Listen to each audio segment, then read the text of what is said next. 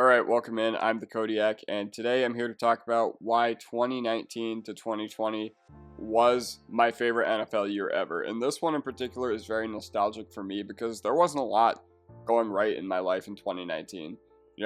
I had just graduated from high school that year, and I really did not have a lot going right in my personal life. Like, I was sent off to college. My parents were completely dismissive of the fact that I didn't want to go to college, so I went all the way from Colorado to living in Hawaii. And honestly, I didn't have many friends there. I had zero friends, at least in Hawaii. I had plenty back in Colorado.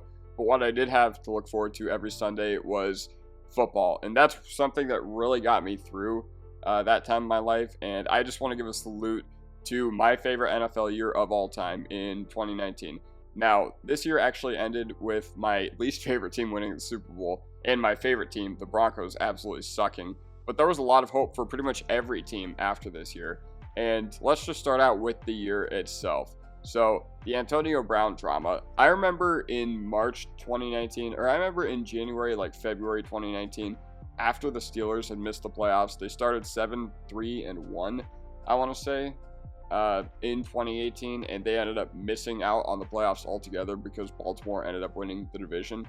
And what had happened was Antonio Brown, he was absolutely flying off the rails. This was not even a year after Le'Veon Bell's, holdout saga where the Steelers didn't want to pay him, and then they had James Conner come in and perform absolutely incredible in place of Le'Veon Bell. So, but Antonio Brown was going off his rocker. Like, I remember in January that year, he went on Instagram Live, and that's when he did his infamous "Call me Mr. Big Chest" rant, and he ended up requesting a trade from the Steelers, I believe, not too long after that. And then originally he got traded to the Buffalo Bills, but then he said, no, I don't want to play with Josh Allen. And then he got traded to the Raiders. And all offseason, there was just bizarre stuff. Like, there was that frostbite incident. There was, that issue with his helmet. There was issues with, I don't know, he showed up to to training camp in a hot air balloon because the Raiders had Hard Knocks that year. And yeah, so I remember waking up every single day in like August, September 2019 and seeing an Antonio Brown headline. And yeah, so we're going to stop right there because there's more on that later. Now, another one, I remember exactly where I was, and this is talking about Andrew Luck's retirement, obviously. And I remember once I got that notification, I was absolutely stunned. Like, probably top 5 most like emotionless, weightless I've ever felt in my life, because I didn't know how to feel. I didn't know whether I should have been happy for the guy, whether, 2012 was the first draft that I really kind of followed, like, not like the way I follow the draft now, but 2012 was the first year that I actually knew the prospects, and it was pretty disheartening that a guy who was so hyped up, because I watched him quite a bit in college that year, in 2011, because I thought the Broncos would eventually be bad enough to get him. But, I felt like we were robbed of something. I felt like we were robbed of what could have been an incredible career, and I can't imagine how Colts fans felt. But on the other hand, I felt happy for the dude because the game of football had just taken so much toll on him, mentally, physically. He said that retiring from football actually ended up saving his marriage. So that's something to look out for. But once again, I can't even imagine how Colts fans felt seeing that stunner. And he was arguably a top 5 quarterback at the time, because he really had a resurgent 2018 after missing all of 2017 because of his, shoulder that he was in Europe for. But regardless, so the year before in the NFC Championship, that's when the infamous New Orleans no call happened. And they had made rules to implement and hopefully, bring down the absurd level of pass interference in the NFL. And I think it's gotten a tad bit better. Like, obviously, you're always going to have bad calls in the NFL. And I do think it's gotten slightly better. But at the same time, what they did was they made pass interference reviewable. And the rulings were so ridiculous after this year because the head of officiating was so petty that he didn't want these things reviewed. So anytime there was even something egregious, he'd be like, nope, we're sticking with the call on the field. And I remember a week before the season began, so the Dolphins traded for Josh Rosen, and they were perceived to have had a weak team even coming into the year. And I remember they traded for Josh Rosen, and then they traded Laramie Tunsil to the Texans for 2 first-round picks. And everyone was like, all right, they're tanking for Tua. Like, tank for Tua. let's go. And Tua ended up not even being this third best quarterback from that draft. He ended up being the fourth. But I remember everything was tank for Tua. But then Burrow had a monumental rise. And the Dolphins, they ended up tanking for Tua Tagovailoa. But I remember a week before the season began, people were saying this Miami team is going to be awful and that Josh Rosen was pretty much set up to fail. And they weren't wrong. But another thing I can't talk about the 2019 offseason without talking about is the hype that these two teams had. Now, I have the Browns bolded and highlighted it and taking up way more space than it needs to, because when you think about the Browns that offseason, Baker Mayfield had just broken Peyton Manning's rookie touchdown record, and it looked like the Browns had finally solved their quarterback position. And for what he was at the time, he was their solution. Now, he did not end up to the hype, I will say that, but a lot of people were pretty surprised he got picked first overall to begin with. I agreed with the pick at the time. I thought if there was anyone who could turn around the team, it was him, just because of his mentality, just because of his attitude. And I was a really big Baker Mayfield fan in the 2017 college year, and he got drafted first overall by Cleveland that year. And like I said, he broke Manning's touchdown record. And then they added Odell Beckham Jr. in the offseason. So naturally, everybody was like, oh my God, like this team's going to be sick. But yeah, we'll get into that later. But talking about the Chicago Bears, they finished 12-4 that year, granted off the back of their elite defense. But everybody was like, all right, if Trubisky takes another step up, this team could legit be a Super Bowl contender. And once again, more on that later. But Trubisky had the third most bets to finish as the MVP in the league. And early on, let's just talk about this. So speaking of Antonio Brown, he got exiled. Not even before the Raiders' first game of the year, he requested trade, and they end up cutting Antonio Brown. So they only gave up a third and a fifth for him, so it wasn't the end of the world. But I remember him just running around in his backyard being like, I'm free, after he got into that fight with Mayock and Gruden, and he called him a big fat cracker. And I remember early on, oh my goodness, did these three teams look bad. So the Bengals, they actually didn't look like the worst team in the league, and I think what ended up getting the Dolphins one of the top picks over Cincinnati was their late season duel between Fitzmagic and I want to say Dalton, where the game ended like 38-35. But I remember the Dolphins and Washington had a game in like week 5, week 6. That was just like the saddest game ever. It was like the ultimate tank bowl. And Washington obviously finished with the second overall pick that year and drafted Chase Young. But they looked absolutely hopeless. Like there was nothing going right for that team besides maybe Taylor Heineke. And Dwayne Haskins was supposed to, no, that was not even the Taylor Heineke year. I remember, who was it? Was it Kyle Allen? I can't even remember who it was. It was Kyle Allen and Dwayne Haskins, I want to say. But don't quote me on that. But regardless, Washington, they looked like they wanted to throw Haskins out there.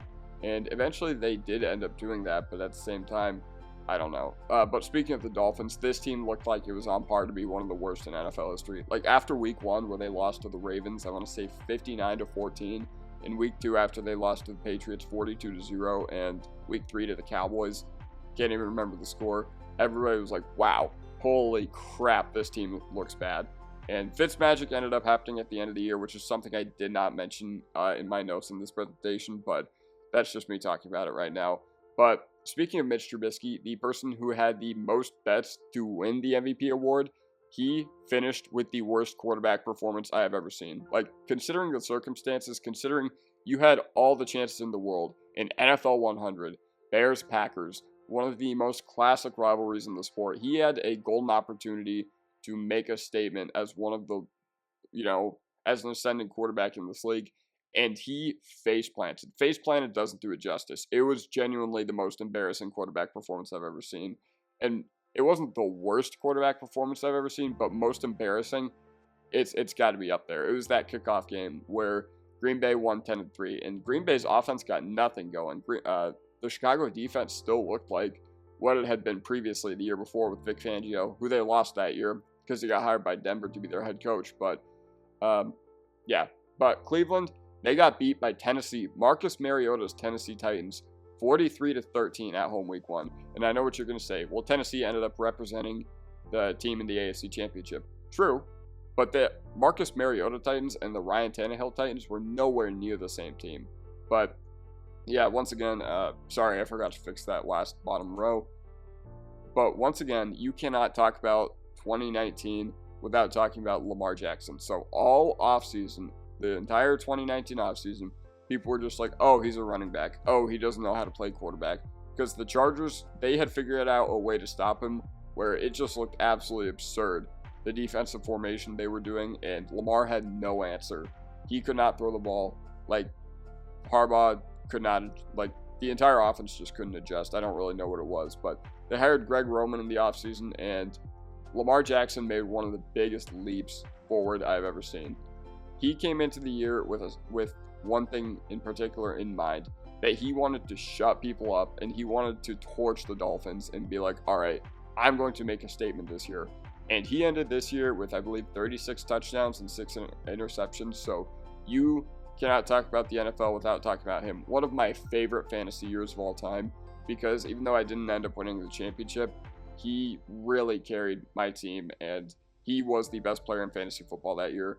And he ended the year as the definitive second best player in the NFL. Now, Mahomes, he ended the year as the first. I will say that. And he ended up winning his first championship. But anybody who thought Lamar Jackson was not the second best player in the NFL after this season was tweaking. I mean, yeah, maybe you could throw Aaron Donald out there. And honestly, I probably should have put Aaron Donald because he was first and Mahomes second and Lamar third. But Lamar dethroned Tom Brady talent-wise. People still had Brady in the top two, but after this year, it was like, nah, especially with how bad Brady ended the year. But yeah, so more things about the young quarterbacks. So this was the year where Kyler Murray debuted and Cliff Kingsbury brought the air raid offense that he ran at Texas Tech to the NFL. And a lot of people thought that Kingsbury was going to be incompetent and irresponsible, and he ended up doing that because, yes, he could not scheme an offense, but a lot of people were just like, wow, Kyler Murray first overall is kind of interesting. And Kyler Murray, he was a guy who, when Arizona first started off the year, their offense looked really good. Like, I was like, okay, this Kyler guy is legit. But honestly, the offense towards the back half of the year, it really ended up letting the team down. But Kyler Murray, he still had a lot of things going for him in the 2019 year to where I felt good about his progression. I don't remember much about Jones' rookie year. I just remember it was a rough year for the Giants in general. But I do think he finished that year with the most touchdowns in his career. Didn't he finish that year with like 27 touchdowns? No. I don't know. It was a pretty big outlier, but and then Drew Lock comes in at the back half of the year for the Denver Broncos, and he ended up kind of turning their season around because he finished the year 5-1 with his only loss on the road in the snow to Kansas City. And then, yeah, so the Broncos, they believed in Drew Lock to really take them forward that year. And another young quarterback, Sam Darnold, unfortunately, he missed a lot of the year due to injury. And another thing he missed was thinking about what happened. So did Trevor Siemian get his ankle rolled up on? Yeah. I remember there was something bizarre in week 2 that happened against the Jets. I don't know if Darnold got knocked out of the game. I think Siemian got knocked out of the game because his ankle got rolled up on. But I remember Darnold had mono. That's why I put him on here. And I was like, okay, 2019 was sort of a wash for him anyway. But Josh Allen, this was a year where he had that dog in him. Like, everybody could kind of see that he was maybe starting to turn into something. He still wasn't good as a real quarterback, I'd say. But that game against Dallas, he made on Thanksgiving Day where he, like, reached across the pylon and he made that incredible play when everybody thought they had him stopped in his tracks, was just absurd. That's when I knew Allen was probably going to succeed in the NFL, even after not being a believer as a prospect and his first year and a half in the league. I'm going to take a sip real quick. Okay, so once again, another thing you can't talk about 2019 without is the Patriots defense. And I remember the discourse at the time. People were just like, oh, you can only play who's ahead of you. And other people being like, oh, they haven't played anybody legit yet. And you all know who won out. Like, the Patriots defense, once they played real teams, they did not continue their success. I believe they finished the back half of the year like 16th in DVOA in general. So they weren't even a good unit in the back half of the year particularly. But I remember weeks 1, 2, 3, 4, 5, 6 when they were just playing some young quarterbacks, some inexperienced quarterbacks. they were teeing off. They were getting like 6 turnovers a game. I remember they were getting touchdowns out the wazoo, and they ended up falling apart towards the end of the year because they played Lamar Jackson, and then Lamar Jackson dropped 30 points on them. They played Deshaun Watson, and same story. And then they ended up losing to the Ryan Fitzmagic Dolphins too. I remember Stephon Gilmore. He was getting hype as the defensive player of the year. Then Devontae Parker just had him in hell that day. And another thing, speaking of another team that had been really good throughout the 2010s in the AFC, we didn't see the Steelers with Roethlisberger this year because he threw out, I remember he just made some random throw and his elbow just imploded on him. And the Steelers, I think they started out 1-1 or 0-2. Can't remember. They didn't start out very great. But after week 2, when Ben Roethlisberger had been out for the season, and a lot of people thought that he was never going to be out there again, they traded for Minkah Fitzpatrick. And I was like, okay, should have known it was never in the Steelers' way to tank. But again, much like trading Sweat to the Bears last offseason, that trade really saved Pittsburgh's season. And speaking of the San Francisco 49ers and going west, they went from having the 2nd overall pick to the NFC champions. They had the worst injury luck in 2018. They were throwing out guys like CJ Beathard and just a bunch of other trash cans. I remember they lost Garoppolo for the year. But drafting Nick Bosa, it really made the Shanahan dream come to fruition. And they added a few guys like Wilson and Mostert, who absolutely revitalized the team. And then they drafted Deebo Samuel in that same draft.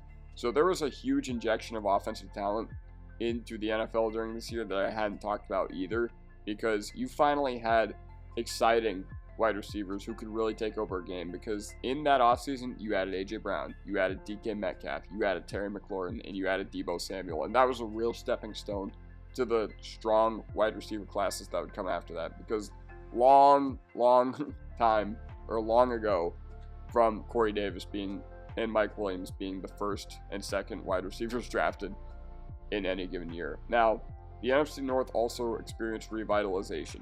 The Packers, they'd kind of been sputtering with Mike McCarthy in his final years in Green Bay, and Matt LaFleur, he came over and he took that team to the promised land. He took that team to the NFC Championship. They ended up getting blown out by the 49ers. They got blown out by the 49ers twice this year, actually.